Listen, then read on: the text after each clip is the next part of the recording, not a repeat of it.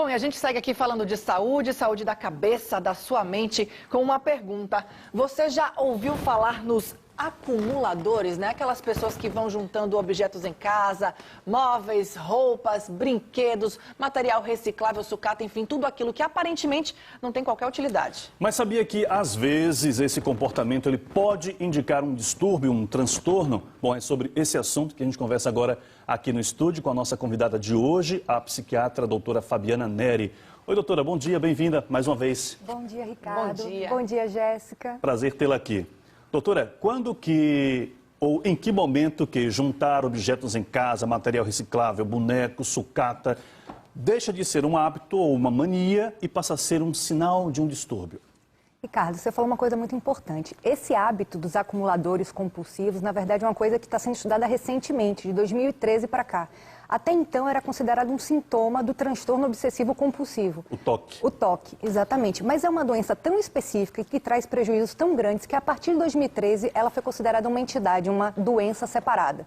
A característica dos acumuladores compulsivos é guardarem grandes quantidades de objetos, em geral, sem muita importância ou sem muito objetivo, sem muita função, aqueles objetos.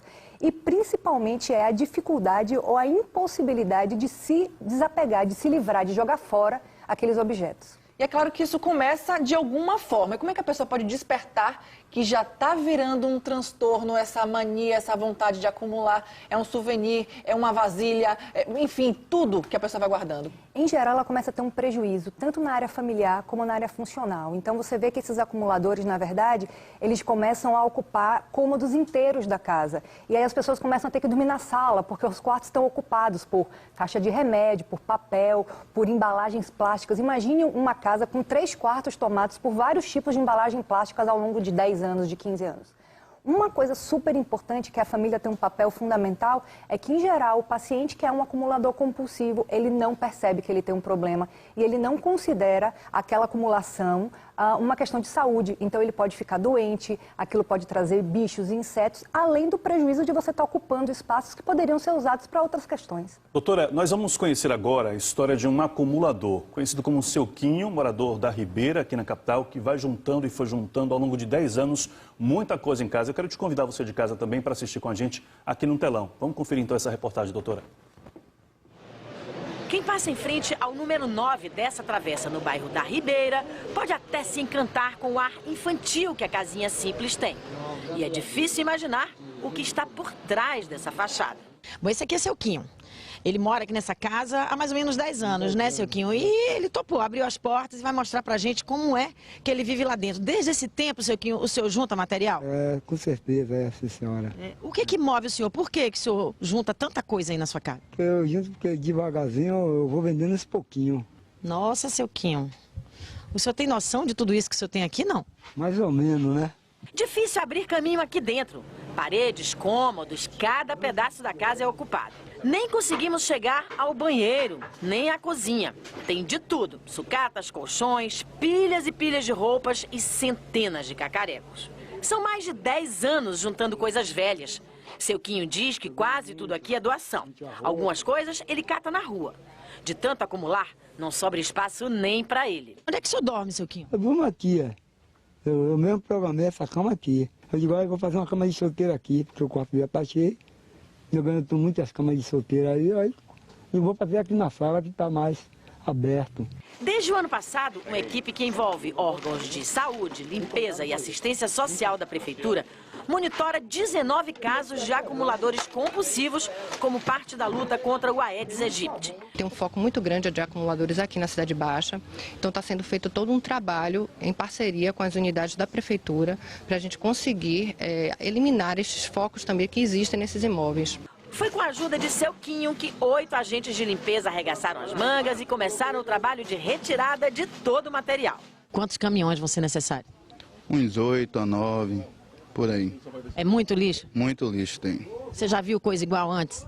Não, desse tipo não. Qual é a continuação que vai ser dada no caso dele? A partir do momento que a gente tem essa sensibilização, né, conscientiza o acumulador de que ele necessita evacuar o espaço, precisa ter uma qualidade de vida melhor, a gente começa a dar início ao processo de encaminhamentos aos órgãos do CAPS, né, Unidade de Saúde Mental, e também, dependendo do vínculo familiar, se estiver fragilizado, a gente tem no CRAS também, para que possa fazer essa mediação da medida protetiva do fortalecimento do vínculo familiar. 2 dias depois, a gente voltou aqui à casa de seu Quinho. Até agora, já foram 5 caminhões de material para descartar e agora até uma caixa coletora, ó, gigante já está parada aqui na frente. Isso porque lá dentro ainda tem muita coisa para ser retirada.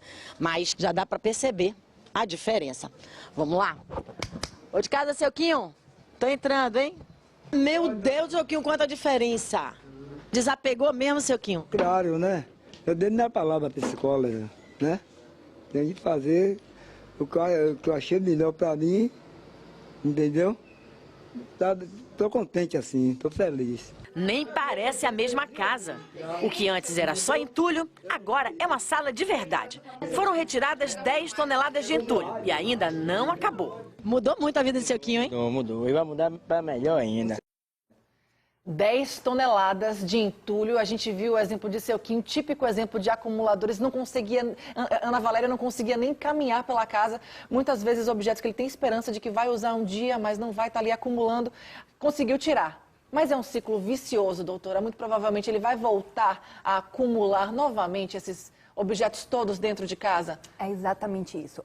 O que acontece com o pensamento do acumulador não é que ele é apegado àquele objeto, é que ele tem uma dúvida patológica de que ele não consegue, cria-se muita ansiedade no ato de jogar fora os objetos, porque ele tem uma dúvida de, e se um dia eu precisar disso? Então, por isso que ele não consegue jogar fora. Então, o que acontece é que, além de você ter um descarte controlado, como foi mostrado na reportagem, com a ajuda de uma equipe multiprofissional, mas, além disso, tem que ter todo um trabalho para evitar que o acumulador volte a juntar esses objetos inúteis, como trabalhos com psicoterapia, trabalhos com medicação psiquiátrica, acompanhamento desse paciente por uma equipe multidisciplinar e monitoramento do ambiente domiciliar. Isso é fundamental. Em geral, é uma doença crônica, de difícil controle e que tende a piorar com o avançar da idade. Doutora, como Ana Valéria bem disse na reportagem, no caso do seu Quinho, seguramente o caso de outros acumuladores também, é um problema que envolve saúde, limpeza e assistência social. Ou seja, não dá para se pensar nesse problema apenas por um lado. E envolve também a família, porque como a senhora falou há pouco, quando o paciente em si ele não percebe que tem um problema, aí entra a família, o papel fundamental da família.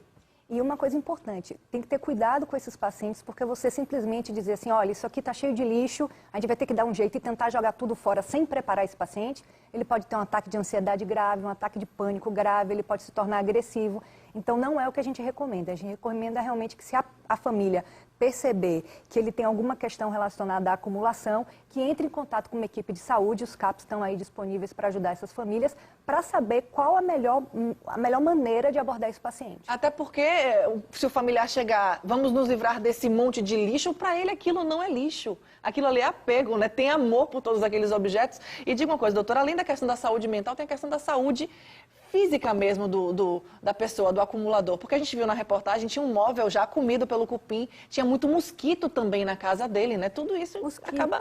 mofo, ratos, questões sanitárias mesmo de perigo para ele e para quem vive ao redor. Isso é uma coisa importante também, a gente pensando em viver em comunidade, uma casa cheia de objetos inúteis e acumulando, impossibilidade de limpar a casa da maneira adequada, sem dúvida nenhuma vai prejudicar o paciente e quem mora perto.